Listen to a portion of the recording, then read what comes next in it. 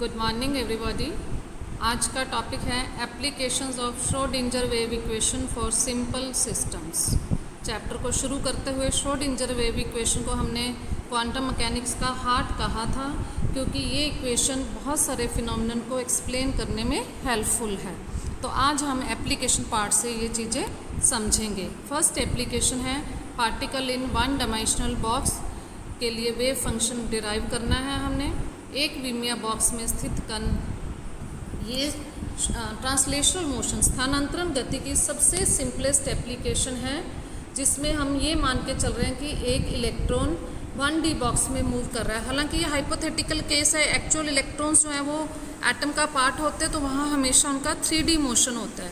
पर सिंप्लिसिटी के लिए, क्योंकि हमारा फर्स्ट एप्लीकेशन पार्ट है, तो मैथमेटिकल फिनोमेनन्स जो है मैथमेटिकल स्टेप्स ईजीएस्ट रहें, इसलिए हम एक हाइपोथेटिकल केस ले रहे हैं जिसमें ये मान के चल रहे हैं कि एक जैसे मान लीजिए कि तार है, तार में इलेक्ट्रॉन्स फ्लो करते हैं, जब करंट फ्लो करते हैं, तो यहाँ हम इमेजिन करें कि एक सिंगल इलेक्ट्रॉन एक तार में फ्लो कर रहा है। नेचुरल है, ये एक इमेजिनरी केस है, बट मैथमेटिकली ये हमारे लिए सिंपलेस्ट केस रहेगा। तो आप मानिए कि मेरे पास एक सिंगल इलेक्ट्रॉन जिसका मास m है, वो x डायरेक्शन में मूव कर रहा है एक ऐसे बॉक्स में जिसकी विमाएँ x0 से लेके xa तक हैं, और इस बॉक्स के अंदर पोटेंशियल एनर्जी का मान सिंप्लिसिटी के लिए हमने 0 लिया है, 0 लिया है। बॉक्स की दीवारें ऐसी हैं कि जैसे ही पार्टिकल दीवार के पास पहुंचता है, जैसे ही यहाँ दीवार के पास पहुंचेगा, ये इमीडिएटली वापस आ जाएगा दीवार से, क्योंकि दीवार के ऊपर और दीवार के जस्ट बाहर पोटेंशियल एनर्जी का मान बहुत हाई है, जिसे हमने इन्फिनिटी से लिखा है। तो ताकि पार्टिकल जो है वो हमेशा विद इन द बॉक्स रहे, इसलिए बाहर पोटेंशियल एनर्जी का मान बहुत ज़्यादा है। जैसे ही पार्टिकल दीवार के साथ पहुंचने लगेगा, उसको बहुत ज़ोर से झटका लगेगा, वो इमीडिएटली वापस आ जाएगा। कहने का तात्पर्य है कि पार्टिकल हमेशा विद इन द बॉक्स रहता है, कभी भी बाहर नहीं जा रहा है। तो इसलिए आपने नटशेल बात यह है कि with in the box potential energy is 0, on the walls and outside the walls potential energy is infinity. अर्थात वॉल्स पे और वॉल्स के बाहर वेव फंक्शन का मान 0 है, क्योंकि सिस्टम पार्टिकल हमारा कभी भी बाहर नहीं जाएगा तो और हमेशा अंदर रहेगा। तो मेरे पास क्या पॉइंट आ गया यहाँ से डिस्कशन से कि x0 पर साइज 0 एंड xa पर भी साइज 0। तो अब हम श्रोडिंगर वेव इक्वेशन लिखते हैं ऐसे सिस्टम के लिए। एक विमीय बॉक्स के लिए हम श्रोडिंगर वेव इक्वेशन लिखें तो इक्वेशन नंबर 1 से लिखी जाएगी d² psi upon dx² plus 8 pi square m upon h² e minus b with in the brackets into psi is equal to 0। अब यहाँ हमें क्लियर है कि साई केवल x कोऑर्डिनेट का ही फंक्शन है, और दूसरी बात with in the box potential energy 0 है, तो इक्वेशन नंबर 2 मेरे पास क्या बन जाएगी, ये। ठीक है, तो अब हम इक्वेशन नंबर 2 में को इक्वेशन नंबर 3 के रूप में लिखते हैं, जहाँ k² बराबर है 8 pi square m e upon h²।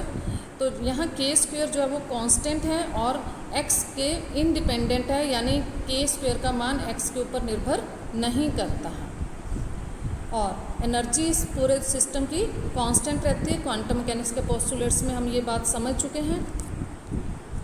Then समीकरण 3 को अगर हम हल करें तो त्रिकोणीयमितीय ट्रिग्नोमेट्री से मेरे पास उसका एक सोल्यूशन आता है, psi is equal to a sine kx plus b cos kx। यहाँ पे a और b आर्बिट्रेरी कांस्टेंट्स हैं, इनके मान अभी हम लोग डिराइव करेंगे कैसे कैलकुलेट करते हैं। तो और k के मान के अनुसार ही साई के विभिन्न मान आएंगे, पर केवल हम वही मान लेंगे, वही मान स्वीकार करेंगे जो आइगन फलन होंगे, अर्थात जो सीमांत प्रतिबंध को संतुष्ट करेंगे, यानी x0 और xa पर साई का मान 0 पुट करके इस इक्वेशन नंबर 5 में फिर हम साई की वैल्यूज़ कैलकुलेट करते हैं। तो समीकरण 5 में मैं ये कंडीशंस लगाती हूँ। पहले कंडीशन हम लगाते हैं कि when x is 0 Sai is 0, अर्थात x व साई का मान इक्वेशन नंबर 5 में 0 पुट करें तो मेरे पास क्या आता है, ये यहाँ से b का मान आ जाता है b इज इक्वल टू 0, क्योंकि साइन 0 ज़ीरो होता है आप जानते हैं, और cos 0 का मान 1 होता है।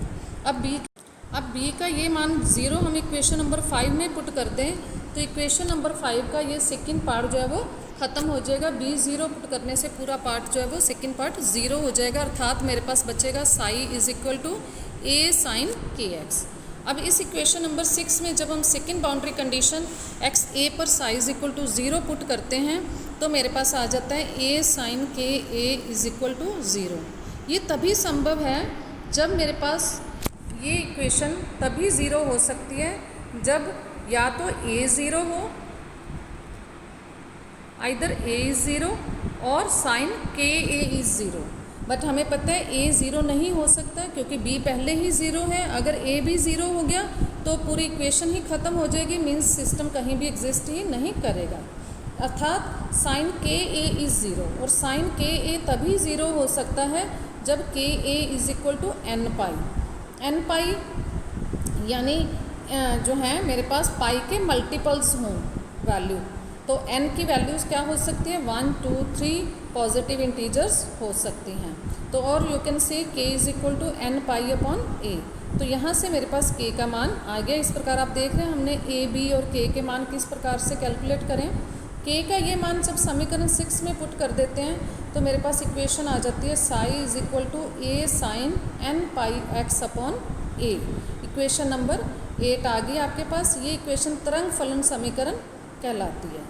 और k का ये मान समीकरण 4 में यदि हम रख दें तो मेरे पास इक्वेशन आ जाती है ये एनर्जी के लिए E is equal to n square h square upon 8m a square, ऊर्जा समीकरण इसे हम कहते हैं। तो इस प्रकार हमने देखा कि किस प्रकार हम श्रोडिंगर वेव इक्वेशन यूज़ करते हुए किसी सिस्टम के लिए वेव फंक्शन और एनर्जी के मान के लिए एक्सप्रेशंस डिराइव कर सकते हैं।